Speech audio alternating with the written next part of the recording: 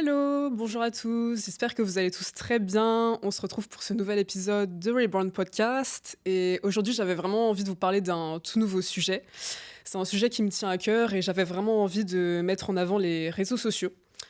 Pourquoi? Parce qu'il y a quelques mois, en fait, j'ai eu une grosse prise de conscience sur, la manière dont je consommais les réseaux sociaux et j'ai complètement changé, en fait, ma manière, de les utiliser.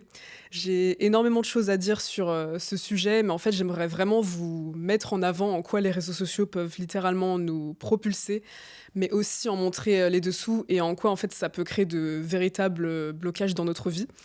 Pour vous expliquer le contexte et pourquoi en fait je fais cet épisode, il y a quelques mois, j'ai commencé à me sentir stressée et angoissée sans aucune raison.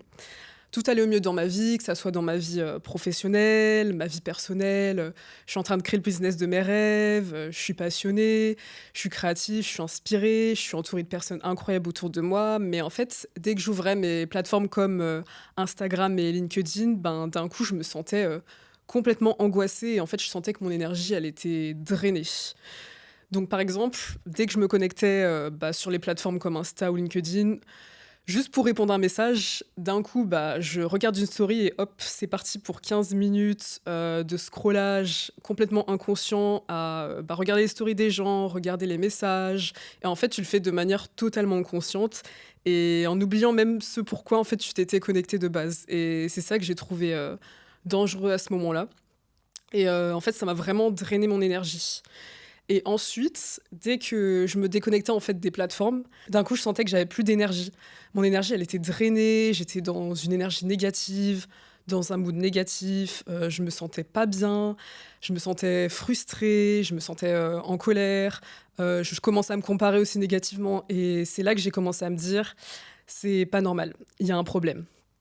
Déjà, pour vous expliquer, enfin, dès que tu ouvres ton Instagram ou ton LinkedIn, par exemple, bah, dès que tu te connectes, tu vois que dans 90 des cas, de la réussite. Donc tu vas voir des gens qui ont des business à 6, 7 chiffres, qui sont productifs, qui ont une routine incroyable, qui font du sport, qui mangent sainement, qui ont un ou une partenaire incroyable.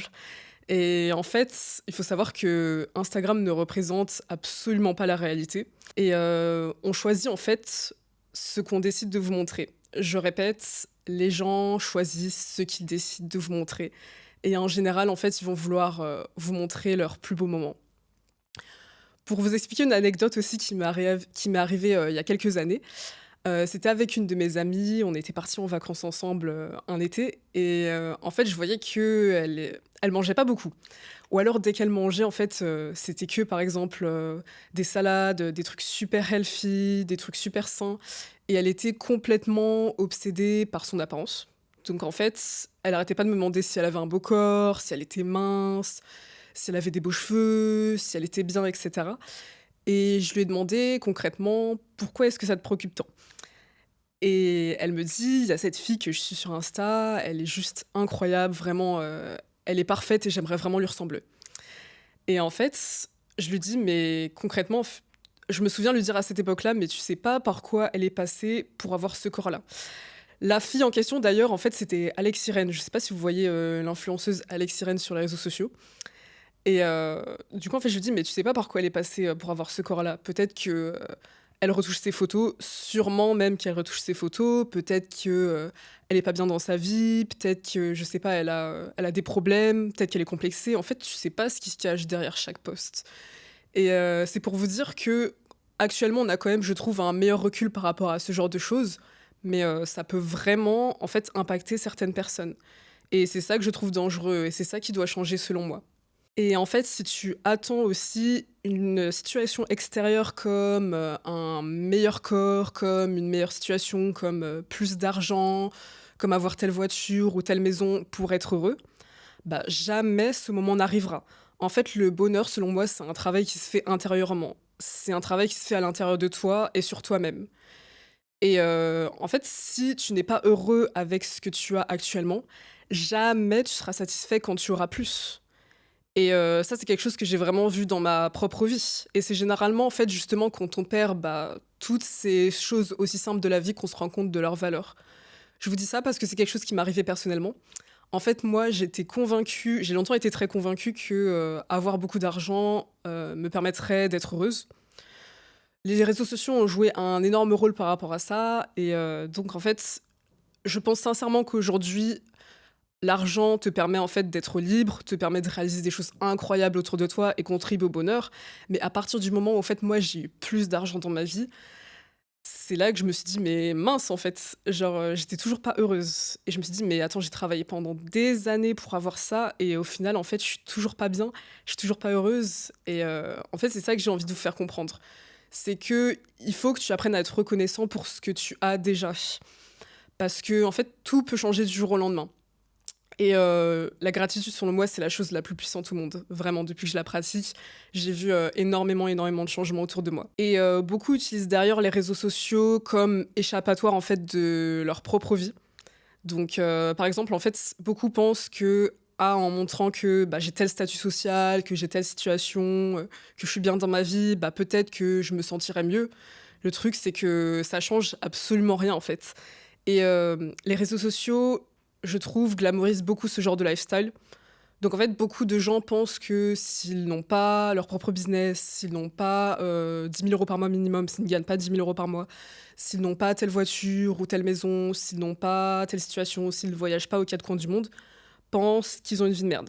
Excusez-moi du terme, mais c'est vraiment ça. Et c'est quelque chose qui, selon moi, doit complètement changer.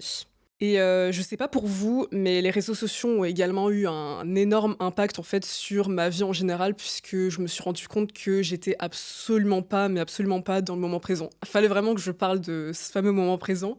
C'était important pour moi, mais en fait, je l'ai vu par exemple dès que j'allais à des sorties, dès que j'allais par exemple à des dîners ou des restaurants. En fait, bah, tu arrives dans le restaurant et tu veux prendre forcément une belle story des plats que tu manges ou du resto en question.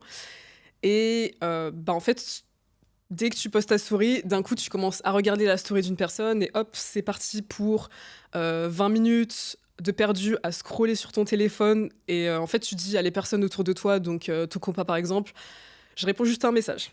Et finalement, bah, 10 minutes après, tu es toujours sur ton téléphone. Et en fait, moi, c'était une très mauvaise habitude que j'avais déjà il y a 2 ans, que j'ai complètement changé. Mais en fait, je me suis rendu compte que j'étais passée à côté de énormément de beaux moments en fait à cause de ça. J'étais passée à côté de moments incroyables et bizarrement, bah, aujourd'hui, depuis que je suis dans le moment présent et depuis que je ne fais absolument plus ça, bah, je me sens beaucoup plus heureuse et beaucoup plus épanouie dans ma propre vie. Bah, dès que je suis au restaurant encore aujourd'hui, je vois des familles avec leurs enfants et donc des parents avec leurs enfants. Et en fait, leurs enfants, ils sont scotchés à leur téléphone et ils ont rien à se dire, ils se parlent pas. Et en fait, je trouve ça tellement triste parce que je me dis, mais ça me fend le cœur. En fait, je passe à côté de moments incroyables à cause de ça. Et selon moi, c'est vraiment quelque chose qui doit changer. Je me dis, mais mince, en fait, je passe à côté de moments merveilleux. Ensuite, évidemment, je trouve qu'il y a des points positifs à utiliser les réseaux sociaux à bon escient. Quand tu utilises évidemment les réseaux sociaux à bon escient, je vous expliquerai par la suite comment est-ce que j'ai fait. Mais par exemple, moi, les réseaux sociaux, je pense que si tu es en train, comme moi, actuellement, de bâtir un business ou tu as déjà ton business, les réseaux sociaux, c'est indispensable en 2024. Ça m'a ouvert énormément de portes et énormément d'opportunités. Par exemple, j'ai pu bâtir un gros réseau grâce à ça. J'ai rencontré bah, des mentors, j'ai rencontré des personnes exceptionnelles et en fait, c'est quelque chose que j'aurais pas pu faire dans la vie réelle de base si j'avais pas les réseaux sociaux. Donc j'ai pu bâtir un gros réseau et j'ai rencontré énormément de personnes grâce à LinkedIn par exemple. On parle beaucoup d'Instagram, mais je trouve que LinkedIn, honnêtement, bah, c'est game changer, c'est incroyable depuis que j'utilise, mais waouh quoi. J'ai eu tellement d'opportunités. Bah, par exemple, ça m'a permis de rencontrer des mentors, comme je le disais. Ça m'a permis aussi de découvrir des potentiels investisseurs pour ma marque que je suis en train de créer. Des investisseurs tout court, même des rencontres. Et en fait, je trouve ça exceptionnel. Par exemple, bah, sans les réseaux sociaux, jamais j'aurais pu faire connaître mon podcast. Jamais j'aurais pu faire des milliers d'écoutes aujourd'hui. Donc d'ailleurs, encore merci pour tous les commentaires et tous les reposts que je reçois chaque jour. Vraiment, c'est incroyable et ça me touche sincèrement. Et par exemple, si tu n'aimes pas actuellement ton environnement actuel, je trouve que les réseaux sociaux sont le meilleur moyen et le moyen le plus efficace en fait de changer d'environnement le plus rapidement possible. Donc d'être en lien avec des personnes justement qui ont les résultats que tu veux. Et on est dans une ère aussi où ça n'a jamais été aussi facile de réussir en partant de rien, juste avec les réseaux sociaux.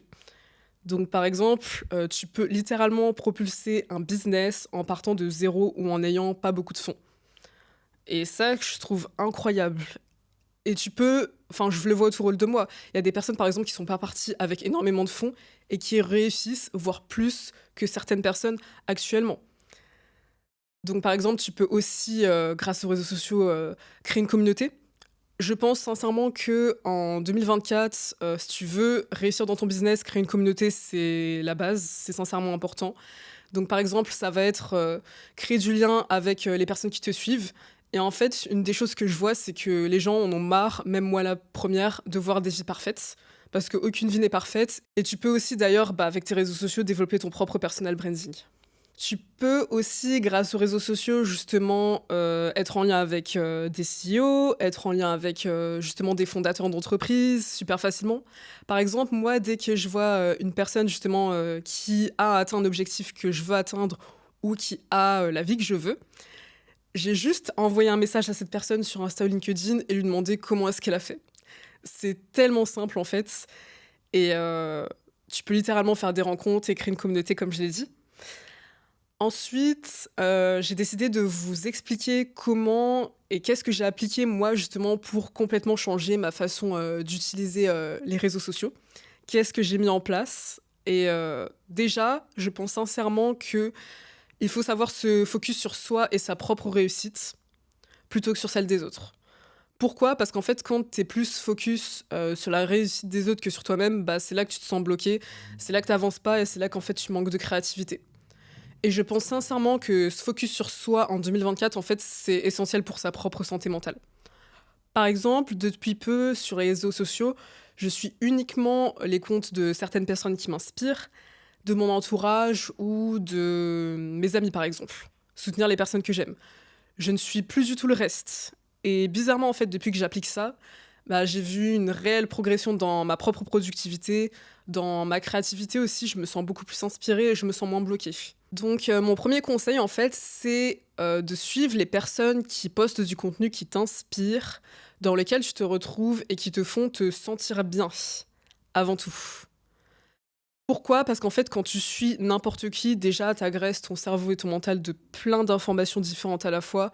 Et je trouve qu'il y a rien de pire que ça pour se sentir bloqué et frustré.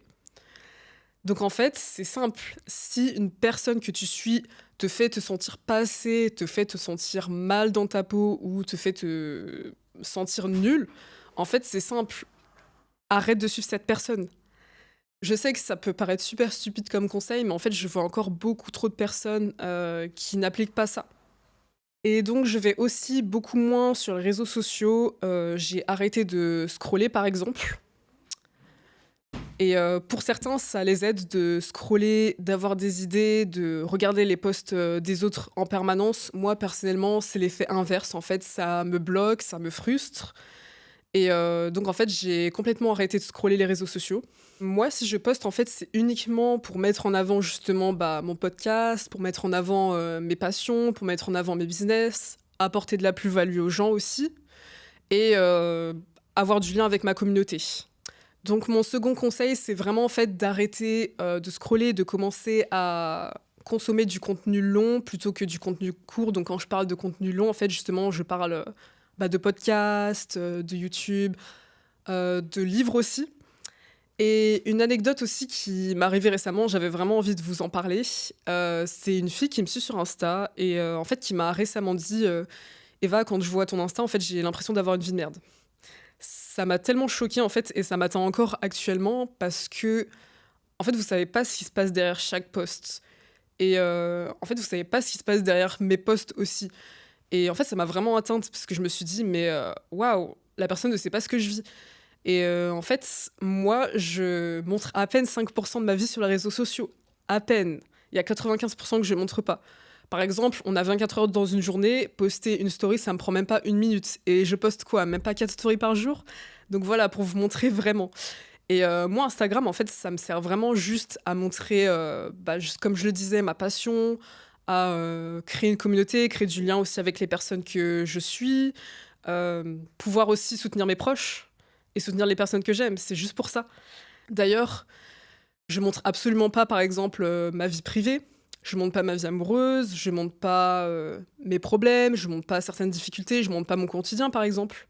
Mais moi aussi, j'ai parfois des périodes justement de doute, de galère et d'échecs, encore récemment d'ailleurs. Euh, Peu le savent, mais 2023, ça a été une année super compliquée pour moi. Et j'ai eu énormément d'obstacles, énormément aussi d'échecs, même si j'ai atteint les objectifs finalement. Mais en fait, ça a été une année super compliquée pour moi. Et ça, peu le savent, par exemple. Même si j'essaye de rester un maximum transparente dans ce que je montre, parce que je veux qu'on s'identifie à moi aussi. Mais en fait, vous savez pas ce qui se cache derrière chaque post. Et donc, en fait, quand je vois ça, ça me fend vraiment le cœur et ça m'atteint énormément. Ensuite, par rapport à mes conseils, donc mon troisième conseil, en fait, c'est poster du contenu qui est en alignement avec tes propres valeurs. Donc poster du contenu en fait qui te plaît toi et non penser à ce que les autres aimeraient voir sur ton contenu. Parce que si tu commences à te demander ce que les autres en fait aimeraient voir sur tes posts, c'est là que tu vas manquer de créativité à un moment. Et c'est là qu'en fait tu vas te sentir bloqué et obsédé aussi par ton nombre de likes, ton nombre de followers, ton nombre de vues sur tes réels ou sur tes stories. C'est ce genre de choses. Donc en fait pour moi, selon moi, c'est vraiment poster du contenu dans lequel on se retrouve. C'est super important. Le quatrième conseil selon moi, c'est pas de réseaux sociaux pendant 1 heure le matin. Alors, je sais que on voit souvent ça sur les pseudo-comptes de développement personnel, je le sais, mais en fait, moi, depuis que j'applique ça, j'ai vu un réel changement en fait dans ma vie quotidienne, dans mon quotidien. J'ai vu aussi un changement d'humeur personnellement, et ça a été game changer de découvrir ça. Donc, en fait, c'est te connecter quand toi tu le veux, et non par habitude ou inconsciemment. Donc en fait, je sais que ça va être super dur. Au début, c'est pas évident, mais en fait, il faut que tu restes persistant, il faut que tu sois persévérant, il faut que tu sois consistant. C'est dur de se défaire de ce genre d'habitude, mais en fait, c'est avec le temps que tu verras un réel changement sur ta propre routine. Par exemple, beaucoup l'ont remarqué, mais moi, je poste uniquement le matin ou le soir. Je poste très rarement l'après-midi. Ça m'arrive, mais c'est pas souvent.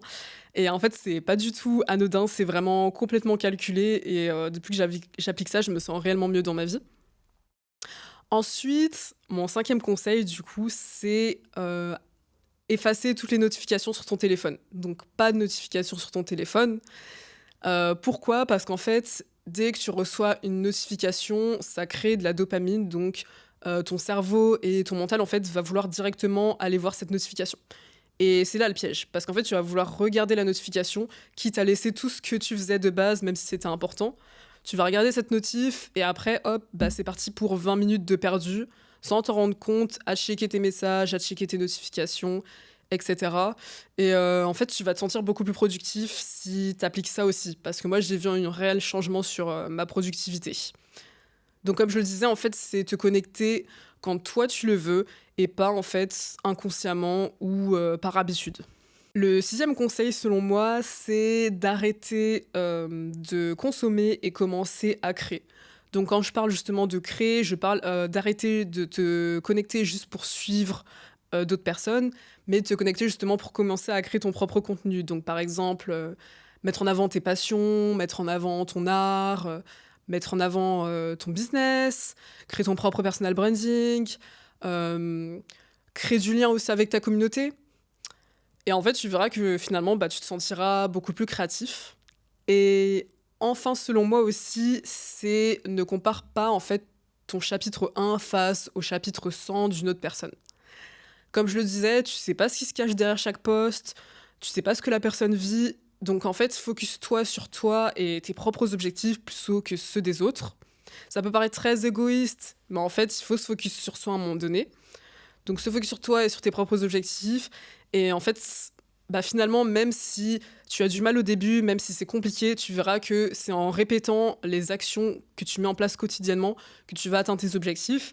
Et c'est là que vraiment tu verras un changement en fait dans ta propre routine. D'ailleurs, beaucoup le savent, mais moi, en décembre aussi, j'avais envie de vous en parler. En décembre, j'ai perdu l'accès à mon compte Instagram pendant plus de 3 semaines, dû à des comptes fake en fait de moi qui circulaient, qu'une personne avait créé justement pour soutirer de l'argent aux gens. Et donc en fait, Instagram n'arrivait pas à authentifier le vrai compte et du coup, j'ai perdu l'accès à mon Instagram, il a été banni et je pense pas que ça soit arrivé par hasard parce que quelques jours auparavant, en fait, je pensais déjà faire une pause Instagram et finalement, en fait, ça a été les 3 meilleures semaines que j'ai vécues depuis 2 ans.